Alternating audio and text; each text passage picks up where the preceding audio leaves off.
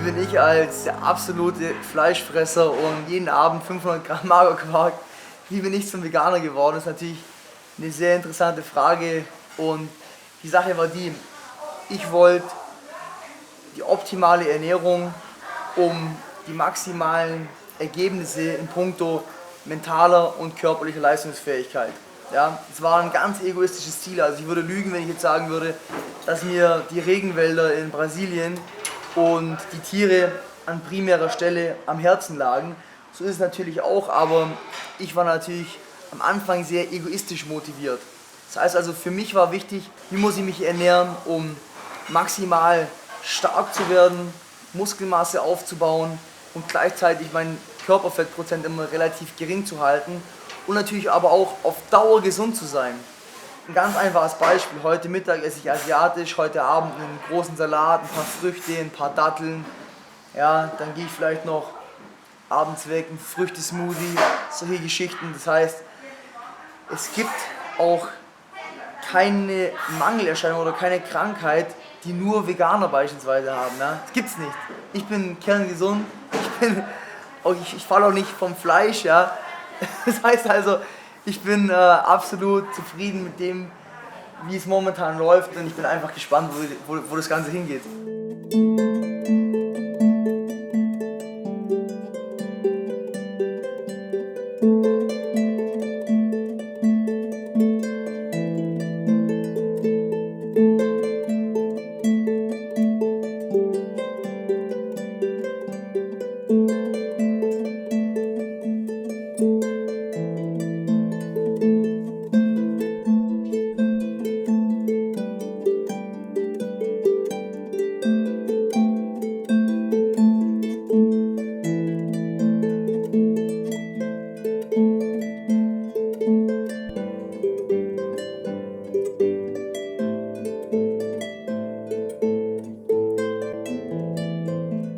Ja, also ich bin auf diesen Hof sozusagen oder in diese Situation hineingeboren. Es waren schon immer viele Tiere da. Es sind natürlich im Laufe der Jahre mehr geworden, aber es hat sich einfach so entwickelt, dass dieser Hof immer größer wurde, dass immer mehr Tiere kamen, immer mehr Anfragen, eben, wo Tiere in Not waren. Und ja, wenn man dann am Helfersyndrom leidet, und da haben wir leider stark mit zu kämpfen, dann reagiert man eben. Und dann ist es halt so, dass erstmal, weil man kein Geld hat, Provisorium gebaut werden und dann werden die Tiere irgendwie untergebracht und dann muss das eben mehr werden, dann muss man für die Tiere mehr schaffen. Und auf diesem Hof hier, auf diesem Grundstück sind wir seit 1976 und hier waren auch schon mal zu Höchstzeiten über 200 Tiere. Und im Moment sind wir auf so um die 150. Also ich habe mit 8 Jahren aufgehört, Fleisch zu essen. Und es war schon so, dass ich immer sehr, sehr wenig Fleisch gegessen habe. Und als ich dann einfach begriffen habe, was Fleisch eigentlich ist, nämlich ein lebendiges Tier mal gewesen. Und wenn man dann so eng mit Tieren zusammenlebt, und ich hatte schon immer eine sehr starke Bindung zu den Tieren auch. Das waren wie meine Geschwister eigentlich. Und dann kann man die nicht mehr essen, das geht halt einfach nicht. Und der Auslöser war dann, dass ich nach Frankreich zu Verwandten gefahren bin und in Frankreich wird ja sehr blutig gegessen, ehrlicher auf eine Weise, aber eben sehr blutig und das war Ostern, da gab es einen Lammbraten und ich war eben eigentlich schon fast ovo-lacto-vegetarisch, aber so ein kleiner Funken fehlte noch und dann bin ich in die Küche, habe mir ein Stück Braten geholt und es lief gerade die Flimmerkiste und es war dunkel und dann habe ich gegessen, dann ging das Licht an und da tropfte dann das Blut von diesem Braten. Da war dann bei mir einfach so, das war der Moment, wo es für immer vorbei war.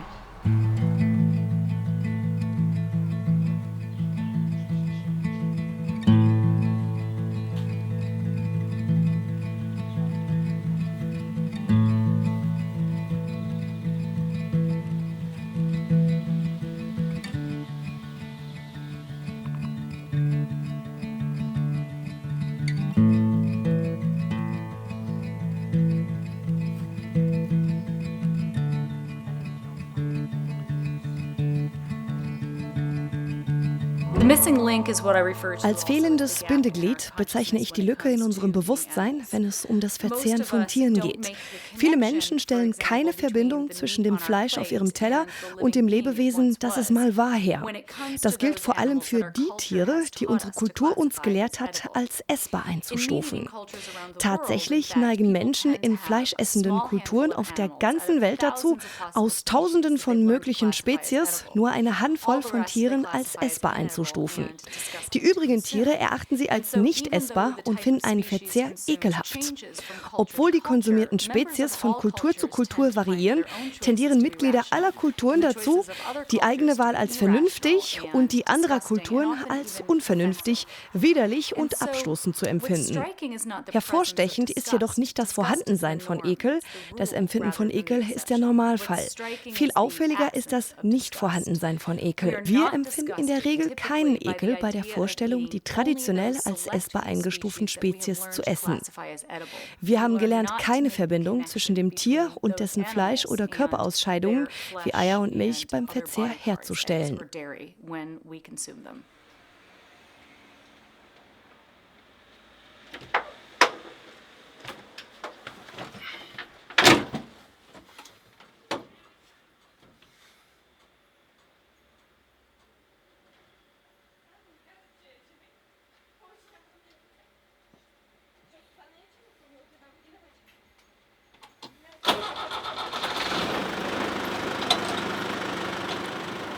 Ja, also wir sind das Möhrenmilieu, haben einen veganen Imbisswagen zu zweit und fahren damit auf Festen in und um Mainz herum. Man kann uns auch mieten für ein Catering und verkaufen da eben unsere veganen Köstlichkeiten. Und also bin auch aufgewachsen als Fleischesser sozusagen. Also meine Eltern haben Fleisch gegessen, mein ganzes Umfeld hat Fleisch gegessen und ich eben auch und auch nicht zu wenig. Habe mir auch nicht viel Gedanken darüber gemacht oder reflektiert.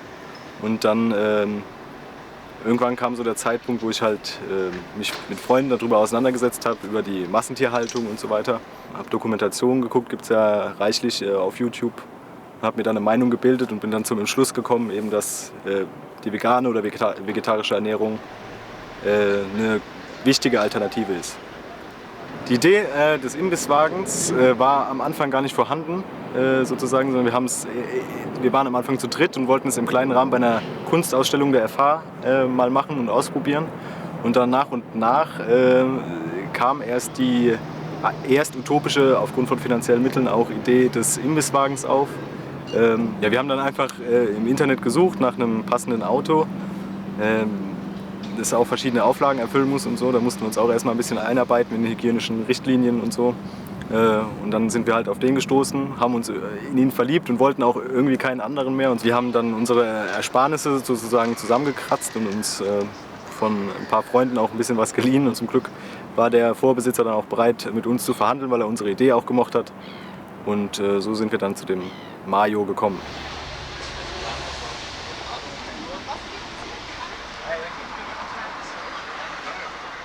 Also man ist am Anfang schon sehr blauäugig, was diese Genehmigungen anbelangt, auch was für Genehmigungen man braucht, um überhaupt irgendwo stehen zu dürfen in der Stadt, von der Stadt. Hygienebelehrungen, Hygienerichtlinien im Wagen, man muss den abnehmen lassen vom Gesundheitsamt und so weiter. Also es waren viele Sachen, wo man so reingestolpert ist, aber letztendlich waren doch alle hilfsbereit und uns wohlgesonnen. Also das ist ja das Erfreulichste daran, dass es eben so gut ankommt und wir überall, wo wir sind, positiv angenommen werden und alle sich für die Idee auch interessieren und so weiter. Es ist ja auch viel im Gespräch in letzter Zeit mit der gesunden Ernährung, die Fleischskandale und die vegane Lebensweise an sich. Und das ist für mich persönlich auch so das, wieso ich es mache, glaube ich, weil man sich dann mit den Leuten eben auseinandersetzen kann und eine positive Nachricht auch hat.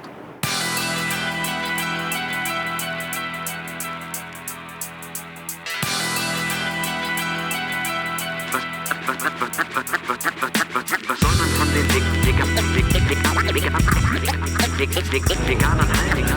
Was soll man von den Veganern halten? Sind sie primitiv oder nicht? Vegetarier bin ich im Jahr 1992 geworden. Und dann hat es relativ lange gedauert. Seit 1999 lebe ich vegan. Also ich habe Hip-Hop-Musik gehört und Rap-Musik gehört schon seit dem Ende der 80er Jahre. Haben wir angefangen auf dem Schulhof Tapes zu tauschen.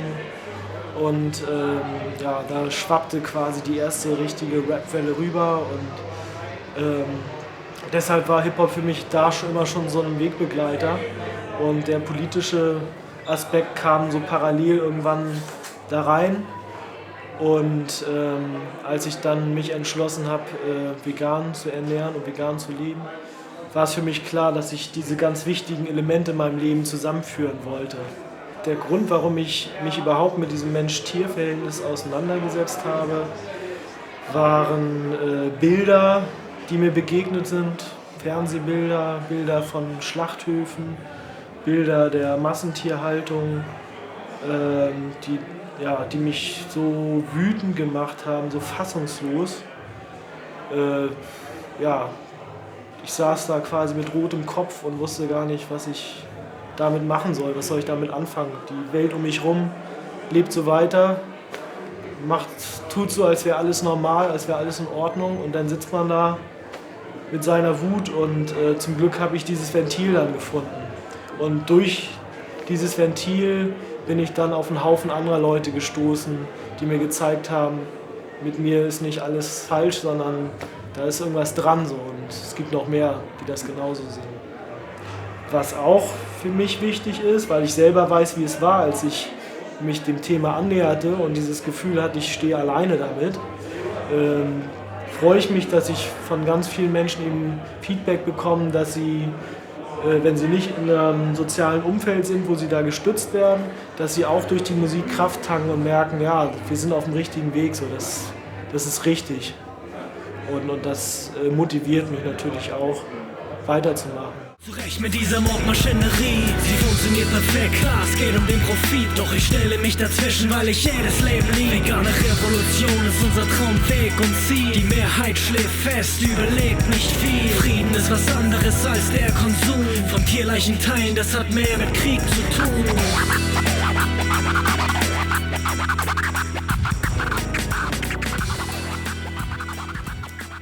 Es ist ja wirklich in Bodybuilder-Kreisen oder in Fitnesskreisen, wenn man da nicht seine Pute mit Reis und Brokkoli isst, dann ist man irgendwo schon ein Außenseiter. Man muss sich dann mit seinen Kollegen irgendwann mal zusammensetzen und denen das Ganze erklären.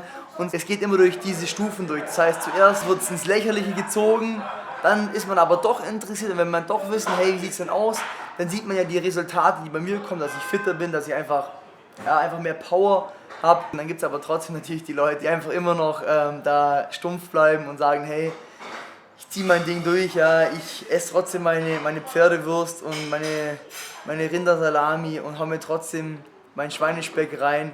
Und wenn ich dann mit denen zum Trainieren gehe, dann sagen die, du, aber heute isst du mal nicht nur Vogelfutter zum Frühstück, sondern haust ja ein Omelett rein. Und dann sage ich, du, pass auf, ja, mach du dich lieber ordentlich warm, ja, sonst bei dem Gewicht, was wir jetzt hier gleich verwenden werden, reißt dir sonst deine Rotatoren raus und dir sprengt dein Schultergelenk gleich weg. Das heißt also, ich bin dann auch wortgewandt genug, um da dementsprechend zu kontern.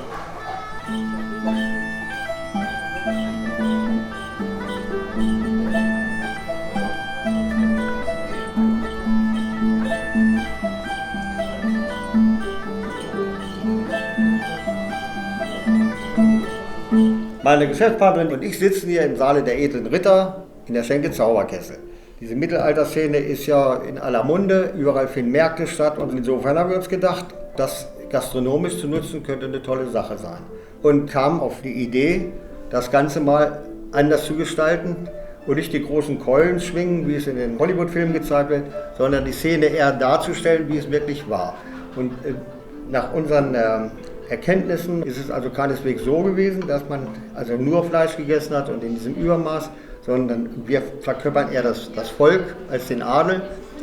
Und die Überraschung ist bei den Gästen immer sehr groß, wenn sie die Karte aufmachen und feststellen, dass bei uns kein Fleisch serviert wird.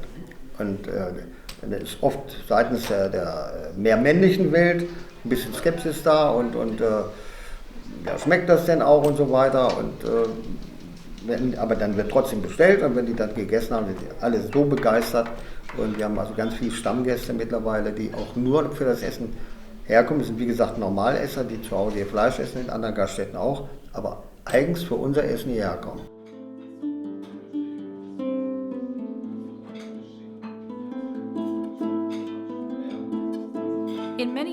Auf der ganzen Welt essen heutzutage Menschen Tiere nicht, weil sie müssen, sondern weil sie sich dazu entscheiden. Den meisten ist nicht bewusst, dass sie eine Wahl haben, dass sie eine Entscheidung treffen, wenn sie Tiere essen.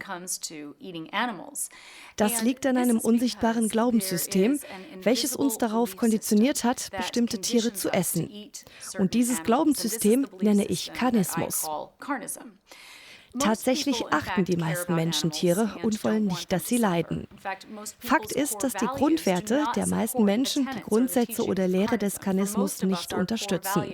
Für viele Menschen gehört zu den Grundwerten Mitgefühl, Gegenseitigkeit und Gerechtigkeit. Jedoch ist es für die meisten Menschen selbstverständlich, Tiere zu essen, weil das Glaubenssystem, was sie darauf konditioniert hat, unsichtbar bleibt. Das Essen von Fleisch steht aber im Widerspruch zu den Grundwerten der meisten Menschen. Um humane Menschen dazu zu bringen, an inhumanen Tätigkeiten teilzuhaben, dürfen sie sich dieser Teilhabe nicht bewusst sein. Auf diese Weise bewahrt Karnismus seine Funktion. Er nutzt eine Reihe von sozialen und psychologischen Verteidigungsmechanismen, um es humanen Menschen zu ermöglichen, unbewusst an inhumanen Praktiken beteiligt zu sein. Anders gesagt, Karnismus lehrt uns, nicht zu fühlen. Also wir haben ja mehrere Helfer hier am Hof. Das sind einmal die, die im Tier leben, Tag und Nacht und auch immer da sind für die Tiere. Die gehören eigentlich wie das andere auch zu der Gemeinschaft, zum Ganzen. Und wir leben zurzeit mit 8 Leuten hier am Hof. Das ist eben einmal Familienverband sozusagen und dann noch 2 Menschen, die wahlmäßig sozusagen hierher gekommen sind.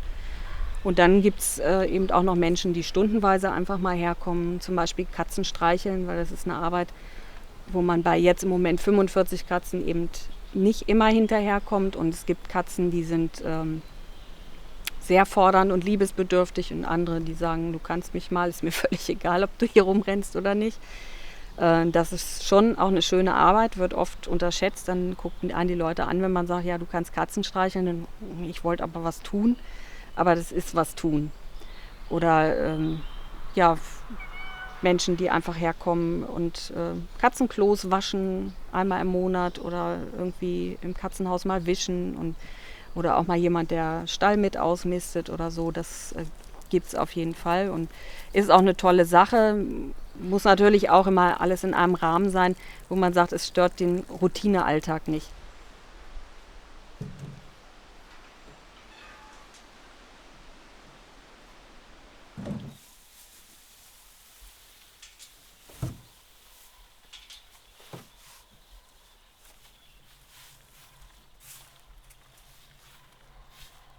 Ich bin in meiner Kindheit komplett ohne Tiere aufgewachsen und ungefähr seit meinem 18. Lebensjahr Vegetarier geworden. Warum, weiß ich eigentlich gar nicht mehr.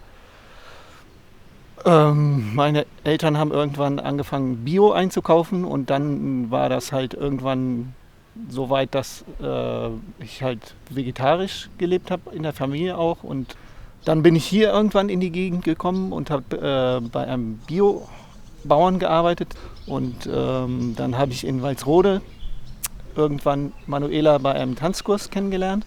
Und so bin ich halt dann irgendwann bei dem Tierhof hier gelandet. Also was ich hier mache, ist hauptsächlich mich um die Pferde kümmern, weil es ist ja halt meistens schwere körperliche Arbeit. Und da ich mich körperlich sehr gerne betätige, habe ich dann halt ausgemistet und mich um das Futter gekümmert, was ja aus Heu und Stroh besteht hauptsächlich, zumindest im Winter. Und das hat mir halt gelegen und da bin ich dann halt da reingekommen. Also die Lebensweise, die wir jetzt haben, nach langen Jahren vegetarischer Lebensweise leben wir jetzt vegan, schon gut 8 Jahre. Da muss man den Leuten, auch Verwandten und so, schon immer Rede und Antwort stehen können. Und je mehr man sich aber informiert, umso leichter fällt einem das. Und je mehr Argumentationsmöglichkeiten man durchspielt, umso leichter fällt es dann insgesamt. Am Anfang ist es natürlich ungewohnt, sich ständig auf sowas einlassen zu müssen, weil die Leute reagieren immer drauf, zwangsläufig, und wollen wissen, wieso macht man das, und haben 1000 Fragen, und auf die 1000 Fragen muss man erstmal Antworten finden, für sich selbst, die man auch behält auf die Dauer. Ne? Ich glaube, das Beste ist, dass die Leute erfahren, dass man so lebt und dass sie erstmal einen anschauen und sagen, oh, der sieht ja trotzdem gesund aus, auch wenn er kein Fleisch isst. Und das ist, glaube ich, das beste Mittel, um die Leute zu überzeugen. Das Interessante ist, dass Veganern oder Vegetariern häufig eine Ideologie unterstellt wird oder sehr als extrem wahrgenommen werden. Und man ganz vergisst dabei, dass in dem Moment, wo Fleischessen nicht mehr notwendig ist für unser Überleben, das auch eine Entscheidung ist und eben genauso ein Überzeugungssystem und eine Ideologie ist, wie vegan zu leben oder vegetarisch zu leben und nicht nur diese Menschen ihre Moral oder ihre Überzeugung eben an den Essenstisch bringen. Die grundlegende Verteidigungsform von Kanismus ist Verleugnung. Wenn wir verleugnen, dass überhaupt ein Problem besteht, dann müssen wir auch nichts dagegen unternehmen. Verleugnung begründet sich größtenteils auf Unsichtbarkeit. Kanismus ist bisher unsichtbar geblieben, weil er nicht als Ideologie benannt wurde. Wenn wir etwas nicht benennen, können wir nicht darüber nachdenken und somit auch nicht hinterfragen und anzweifeln. Aufgrund der Unsichtbarkeit von Kanismus erscheint uns das Essen von Tieren als selbstverständlich. Außerdem hält Kanismus seine Opfer außer Sichtweite und somit außerhalb des öffentlichen Bewusstseins.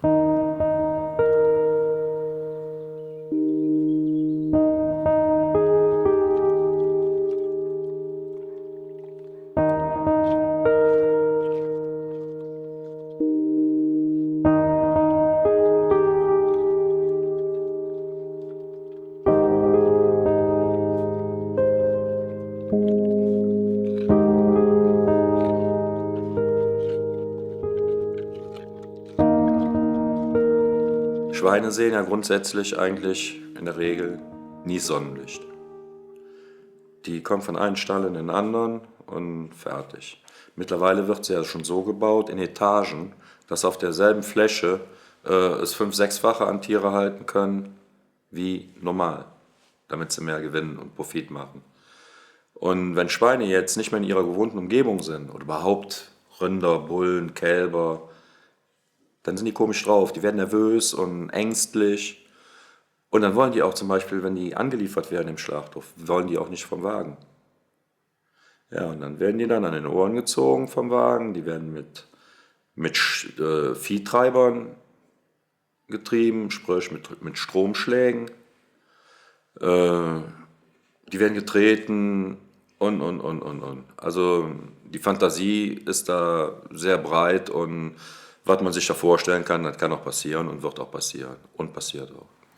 Meine Eltern hatten in Köln eine Kneipe mit gut bürgerlicher Küche, Bundeskegelbahn und mittags kamen die ganzen Kopfschlächter essen und gegenüber die Metzgerei, wo meine Eltern das Fleisch von gezogen haben, mit dem Sohn von denen war ich befreundet und die hatten immer früh Feierabend. Ja, 12 Uhr, 10, 12 Uhr war da Schicht, ne? Und haben Schweine Geld verdient. Dann habe ich gesagt, ich werde Metzger. Gedanken habe ich mir da erst darüber gemacht, als ich in die Lehre kam und hatte dann auf einmal die Zange in der Hand und musste Schweine betäuben. Da hat man dann gedacht, jetzt wird es ernst. Ne? Und hat auch eine lange Zeit gedauert, bis ich da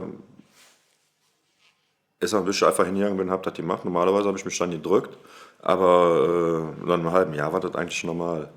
Nach der Gesellenprüfung kam die Bundeswehr und nach der Bundeswehr dann halt durch die Nebenherarbeitereien im Hamburger Schlachthof bin ich dann auch direkt noch was da geblieben.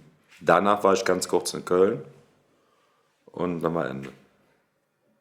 Ich habe es immer nur als Job angesehen. Ich habe es nicht, wie die meisten, als Ausfüllung fürs komplette Leben oder so gesehen. Ich habe es einfach nur als Arbeit angesehen und gut. Ja. Ich kannte gar keinen Kopfschlächter, der hingeht, den ganzen Tag schlachtet und am Wochenende sich nicht 3 Promille reinzieht und dabei friedlich bleibt. Das ist irgendwo, man muss es ja auch irgendwo verarbeiten. Weil das Schlimme ist ja nicht das Schlachten. In dem Bereich das Schlimme ist das Schreien der Tiere. Wenn du da in einen Stall reinkommst, wo 400, 500 Schweine sind und die fangen an Schreien an, das macht einen kaputt, das macht einen kirre. Und kann keiner erzählen, wenn ein Tier vor mir steht, dass es hypernervös ist und riecht das Blut, dass das nicht weiß, was Sache ist. Für mich können Tiere genauso Schmerz empfinden, wie sie Angst und Sonstiges empfinden können. Unsicherheit, zum Beispiel wie bei den Hunden. Und ganz ehrlich, der Mensch ist doch eigentlich das schlimmste Tier. Im Laufe der Geschichte und über verschiedene Kulturen hinweg war es nicht unüblich für diejenigen, die Tiere getötet oder geschlachtet haben, in einer speziellen gesellschaftlichen Klasse oder anderweitig getrennt vom Rest der Gesellschaft zu sein. In manchen Kulturen werden sie als die Unberührbaren bezeichnet. In anderen Kulturen wiederum gibt es sogenannte Reinigungsrituale, die Schlachter durchschreiten müssen, bevor sie in Kontakt mit anderen Menschen der Gesellschaft kommen. Dies ist sehr interessant, denn es offenbart ein innewohnendes Unbehagen vieler Menschen, wenn es um das Schlachten und Verzehren von Tieren geht.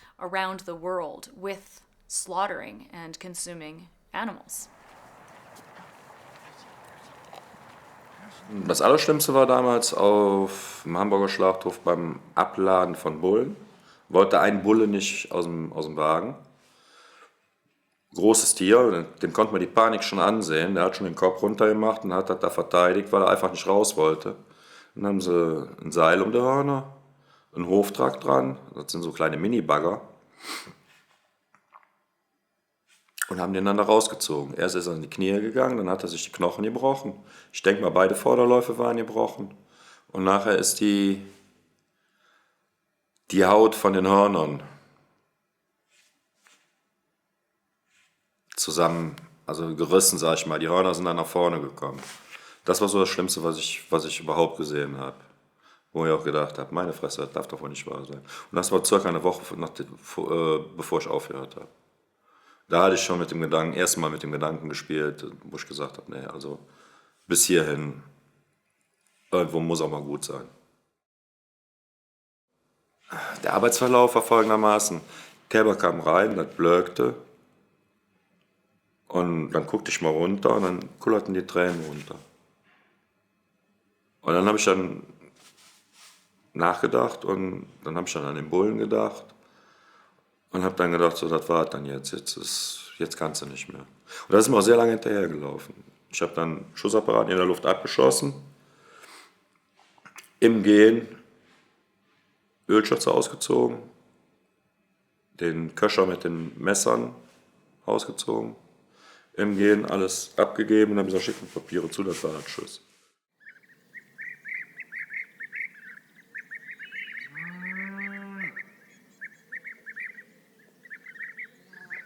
Generell stellt sich unsere Gesellschaft auf einer rechtlichen Ebene, aber auch wir auf einer persönlichen Ebene oft gegen Gewalt. Das Interessante ist jetzt, dass Fleischproduktion gesellschaftlich ein absoluter Sonderfall von Gewalt ist. Tatsache ist, um Fleisch zu produzieren, muss ein Tier, was leben will, was einen Existenzwillen an für sich hat, getötet werden. Es muss davor gefangen gehalten werden. Es wird sogar dafür gezüchtet, was auch schon als Gewaltakt angesehen werden kann, dass man andere künstlich befruchtet. Und wir aber diese Gewalt, die es bedarf, um Fleisch zu produzieren, überhaupt nicht als Gewalt wahrnehmen und nicht nur nichts dagegen tun, persönlich wie rechtlich gesehen, sondern diese Gewalt sogar noch unterstützen, dadurch, dass wir eben Fleisch einkaufen und es konsumieren.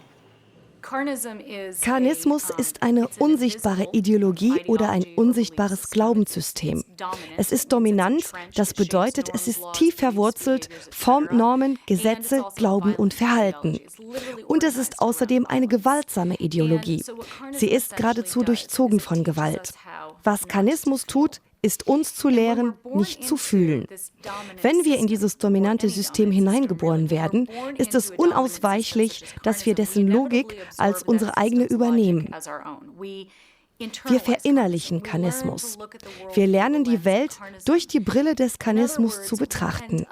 In anderen Worten, wir wachsen mit einer karnistischen Mentalität auf. Es ist eine Art, die Welt zu betrachten und uns selbst in Bezug zu anderen Tieren und einem Weltbild zu setzen, welches nicht unbedingt durch unsere authentischen Gedanken und Gefühle, sondern durch Überzeugungen geformt ist, die durch die dominante karnistische Kultur in uns verankert wurden. Karnismus ist bislang unsichtbar geblieben, weil das System dazu konstruiert ist, sich selbst zu erhalten.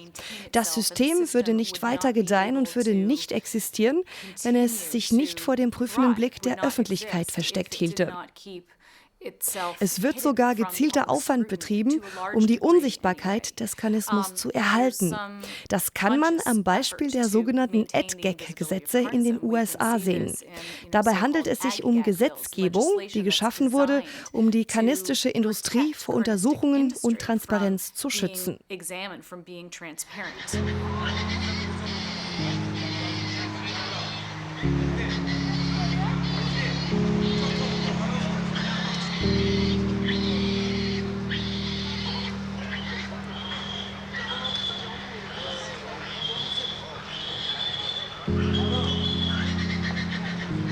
Animal Rights Watch Arriva, das ist jetzt ein Verein, den gibt es schon seit 2004. Damals aber noch unter dem Namen Die Tierfreunde. Und der Verein wurde damals gegründet, eigentlich auch von Leuten im Wesentlichen, die aus dem Tierschutzbereich kamen und sich irgendwann entschieden haben, Tierschutz geht nicht weit genug und man muss sich für die grundlegenden Rechte aller Tiere einsetzen, also sich für Tierrechte einsetzen. Und der Verein hat sich in der Zeit so ein bisschen weiterentwickelt und dann letztes Jahr wurde der Name gewechselt in Animal Rights Watch. Also der Verein, als er gegründet wurde, 2004, war schon klar, dass vegan, also vegane Lebensweise die Ausrichtung ist, aber die meisten Leute, die bei Arriva mitmachen, sind natürlich nicht von Geburt aus vegan. Also die meisten Leute haben irgendwann sich angefangen, Gedanken darüber zu machen, wie sie mit den Tieren umgehen. Die meisten Leute werden erstmal ein paar Jahre vegetarisch, entscheiden sich dann auf erstmal Fleisch zu verzichten, auf Fisch zu verzichten. Und dann, wenn man sich dann mit dem Thema weiter auseinandersetzt, wird es halt irgendwann klar, dass es nicht weit genug geht, dass natürlich auch Tiere getötet und ausgebeutet werden für die Milchindustrie, für die Eierproduktion, für viele andere Produkte. Also natürlich ist es schon so, dass die Tierrechtsposition eigentlich nur mit einer veganen Lebensweise vereinbar ist. Ein Großteil der Arbeit von Arriva sind auch die Recherchen, dass wir halt Missstände oder einfach die Situation, das sind ja eigentlich gar nicht Missstände, das ist eigentlich die Normalität in der Tierhaltungsindustrie dokumentieren. Und das wollten wir natürlich auch zeigen. Also wir haben immer mal wieder irgendwelche Fernsehbeiträge, in denen das gezeigt wird, aber es passiert natürlich nicht täglich und diese Filme wollen wir halt schon täglich den Menschen zeigen. Und deswegen entstand irgendwann die Idee, dass wir eigentlich eine große Leinwand brauchen, mit der wir das mitten in der Stadt zeigen können, wo wir das sehr einfach schnell aufbauen können. Und dadurch entstand dann diese Idee von dem Infomobil.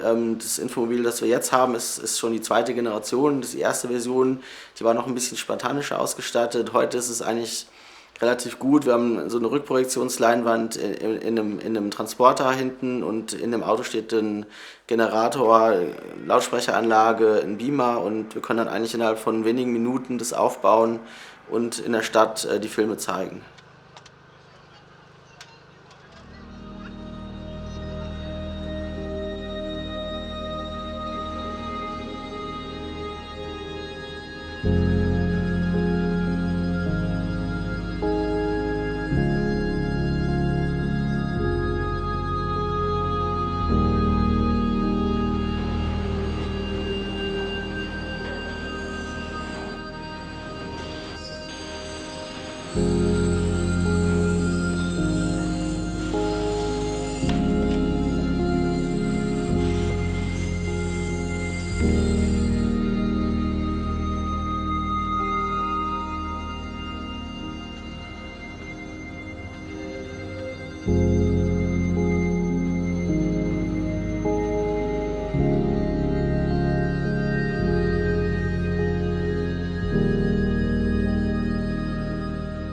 Diese Filme, die wir in der Fußgängerzone tagsüber zeigen, sind schon relativ harmlose Filme, also es gibt viel, viel schlimmere Filme.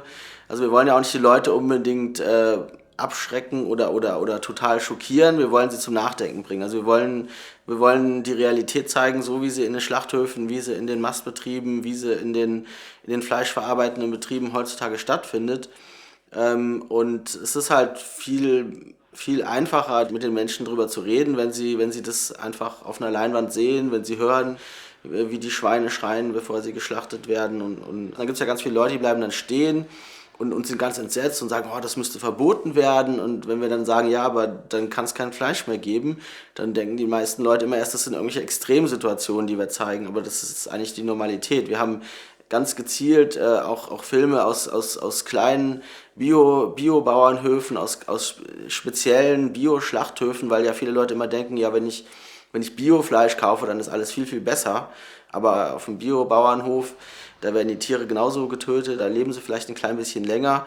Ob das unbedingt so viel besser ist für die Tiere, wenn sie länger irgendwie in der Gefangenschaft gehalten werden, das sei mal dahingestellt. Und es ist natürlich weiterhin so, dass wir durch unsere Forderungen grundsätzlich die Lebensweise vieler Menschen in Frage stellen und die Leute natürlich erstmal sich so defensiv natürlich dann verhalten und das nicht erstmal verteidigen, so wie sie zurzeit leben.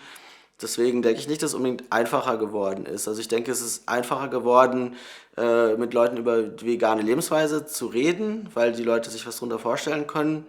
Es gibt auch immer mehr vegane Veranstaltungen, also so veganen Brunchs gibt es eigentlich in allen Großstädten mittlerweile, wo dann auch viele Leute das wahrscheinlich schon mal probiert haben. Also ich denke, dass die Leute mit dem Veganen wahrscheinlich jetzt ein bisschen offener sind, aber wenn man so mit Tierrechtspositionen kommt, wo man grundsätzlich die Ausbeutung von Tieren in Frage stellt und meisten Tierrechtler, also wir auch, verknüpfen das natürlich auch mit vielen anderen Positionen. Also wir sind auch gegen die Ausbeutung von Menschen natürlich, wir sind gegen die Zerstörung der Umwelt. Also wir stellen natürlich ganz viele Sachen in Frage, die einfach heutzutage stattfinden und normal sind. Und deswegen gibt es natürlich trotzdem noch sehr viel Gegenwehr oder sehr viel Missverständnis und Unverständnis für unsere Position.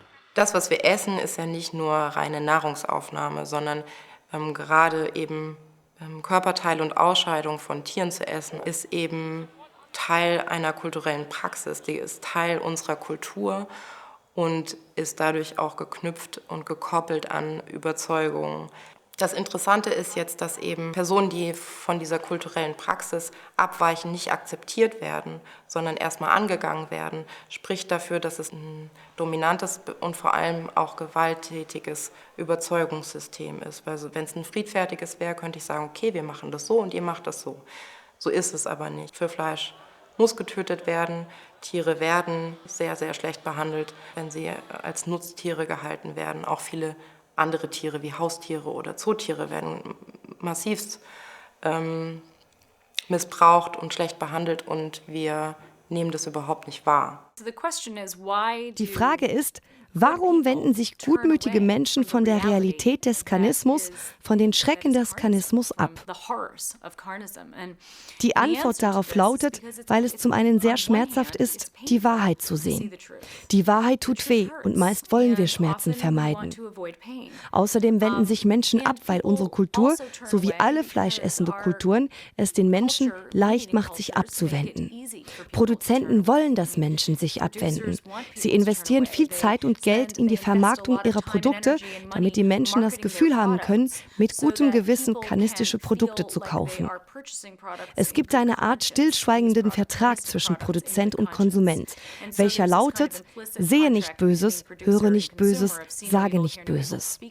Der Konsument will nichts wissen und der Produzent will nicht, dass der Konsument etwas wissen will.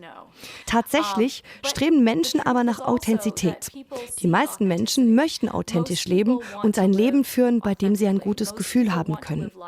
Die meisten Menschen möchten ein Leben führen, welches ihnen bedeutsam ist, sodass sie das Gefühl haben, gemäß ihrer Wahrheit zu leben. Sie möchten das Gefühl haben können, dass ihre Entscheidungen ihre authentischen Gedanken und Gefühle reflektieren, anstatt dass sie darauf konditioniert wurden, was sie fühlen und denken sollen. Und genauso wie das Verlangen vorhanden ist, sich abzuwenden, existiert tief in den meisten Menschen ein Verlangen danach, sich der Wahrheit über die Realität des Karnismus zu stellen und bewusste Gegner des Systems sowie Mitwirkende einer Lösung zu werden. Also über meinen Lebensweg in dem Sinne, für das, was ich tue, habe ich noch nie gezweifelt. Also es ist für mich ganz klar, dass es richtig ist, das, was ich tue, für mich. Das ist einfach so mein Weg und ich zweifle eher an dem Drumrum oder dass man einfach mal verzweifelt ist, weil es eben nicht immer so läuft, wie man möchte und weil nicht genug Geld da ist, um alles so schön zu machen, wie man es gerne haben möchte. Das ist so eher die Verzweiflung. Oder wenn dann 10 Sachen auf einmal kommen, wo man dann denkt, so ja, kann es nicht mal anders sein. Andersrum haben wir aber auch so viele Situationen schon gehabt, wo andere gesagt hätten, um Gottes Willen, das geht gar nicht. Und man weiß von einem Tag zum nächsten mehr, hast du noch Geld, um das Katzenfutter zu kaufen oder so. Ja, und dann kommt plötzlich einer, steht an der Tür und sagt, du hast mir vor 10 Jahren mal 50 Mark geliehen, hier hast du 100 zurück. Und dann ist das Geld wieder da. Also es läuft irgendwie immer weiter. Und ich glaube, so ein bisschen Gottvertrauen fällt nicht immer leicht, aber es ist schon da. Und ich finde schon, dass wir auch unheimlich viel beschenkt werden. Also nicht wir persönlich, sondern das Ganze halt einfach. Auch mit Menschen, die man kennenlernt oder mit Gaben und mit allem Möglichen. Ja, also meine Zukunftsvisionen sehen halt so aus, dass ich irgendwann mal vielleicht durch den Verkauf meiner Bücher oder eben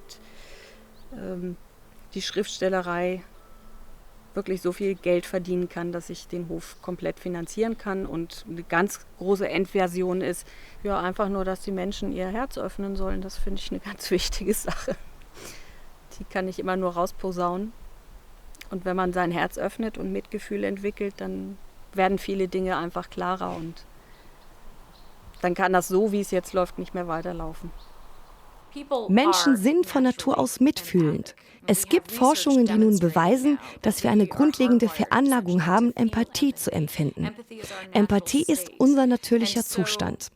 Und wenn wir uns Bilder ansehen, auf denen andere leiden, menschliche oder nichtmenschliche Wesen, verursacht dies, dass wir ebenfalls leiden. Unter all den Schichten der kanistischen Betäubung liegt meistens die tief vergrabene Wahrheit, dass es uns doch kümmert. Vielleicht ist es gar nicht so tief vergraben, wenn man mal darüber nachdenkt. Menschen liegen Tiere am Herzen und ihnen liegt Gerechtigkeit am Herzen, genauso wie die Wahrheit. Doch Kanismus ist von unserer Gleichgültigkeit abhängig und das System basiert auf Verschleierung. Das System ist sogar recht fragil, wenn man mal darüber nachdenkt, denn es muss sich selbst von seinen eigenen Anhängern schützen. Uns.